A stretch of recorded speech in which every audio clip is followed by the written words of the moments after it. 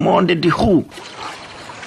Mariam ni sawa. Kwa nini namba moja inageuka kuwa viulizo vingi kwenye usani wa Kung Fu? Jingaga, ni sahi unachokiuliza. Monde huu sio kwa ajili ya mtu, hapana, ni kwa ajili ya marafiki, watu bora. Sawa baba, tumekuelewa. Lakini kuna kipindi mwalimu alitaka kutufundisha kitu. Mimi nilikuja kwenu kufundisha jingaga aweze kuwa nambari moja. Hafu pia unajua saizi ni wakati wa vijana kuchukua nafasi za wazee kabisa. Hafu pia ichi yetu inahitaji wageni kama kina jingaga. Hafu pia kofu yake ni nzuri, hafu pia ni mpore kabisa. Sisemi kwa nia mbaya, hapana. Mtu kama jingaga ni mzalendo, hafu pia inaongeza wigo katika nchi. Nataka jingaga hawezi kuwa hero na wa bora wa siku zote wa kweli kabisa. Bro, taifa lina kumbukumbu kuhusu wewe. Unajua ulichokifanya enzi zile sio kidogo. Mariam, bado nakumbuka maneno yako kabisa. Umenifunza vingi, hekima na busara. Sawa, natambua hilo, lakini unajua na njaa, lakini unajua. Sasa, wazamini habari ya Rodi ilishia pale. Basi kama dawasi. Ngome kama hivi. Lai shifu. Mariam, kunywa kabisa bila tatizo. Shishong.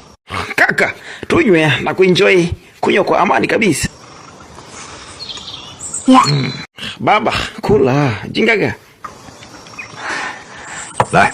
Brother, kula kaka, enjoy, usijiogope kabisa. Shifu. Shifu. Mariam, kula chakula ni kizuri kabisa. Najua ni kizuri na pia nimeona list ya chakula iko bora kabisa. Oh, lazima nile vizuri kabisa. Naelewa, wewe amini, lakini sina vibe ya kula kabisa. Sijui shida nini. Kula na kunywa, lazima nijitahidi nijari kabisa. Shifu. Mariam, baba anapenda mshikane kwenye kula kabisa. Wow, nafurahi pia baba kila jingaga. Nimekumbuka kitu. Kuna sahani moja ya chakula ilibakia. Hebu ngoja nikawachukulie. Sina neno la kuongeza kabisa. Unapenda kunijeza because of bite. Haisai. Ukisikia kwa shishi food, hili hapa haisai. Ni nini harufu nzuri? Mbona tamu sana? Unyunyu umetiwa. Kitu heavy kabisa.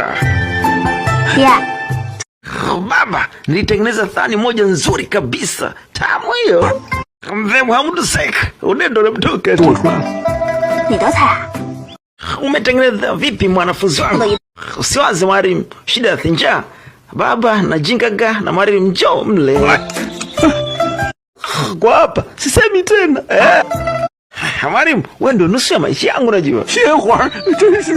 Hapa lazima ningate unyunyu kwa nyama hapa. Mwanzo mlisema nipumzike. Acha ningate moto kwa moto tu hapa na purizo. Mwite Muhammad Sheikh. Mariam, balance unajua siku zote ni nzuri kuliko chochote. Najua. Kwa hili nitatumia umakini tu. Shifu.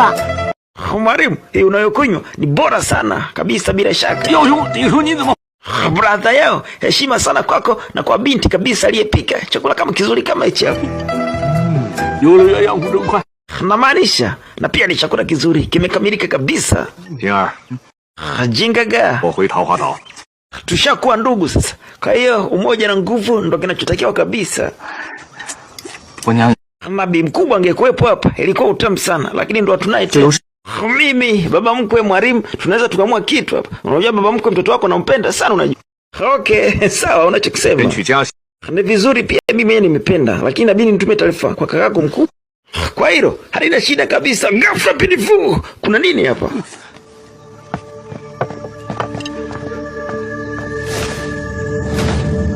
Kuna taarifa hapa, inaletwa hapa. Yasto, fahamu. Haise. Maka vitu kama hivi vinakuwa sometimes ni makanjanja. Ngoja tuone kuna nini huko.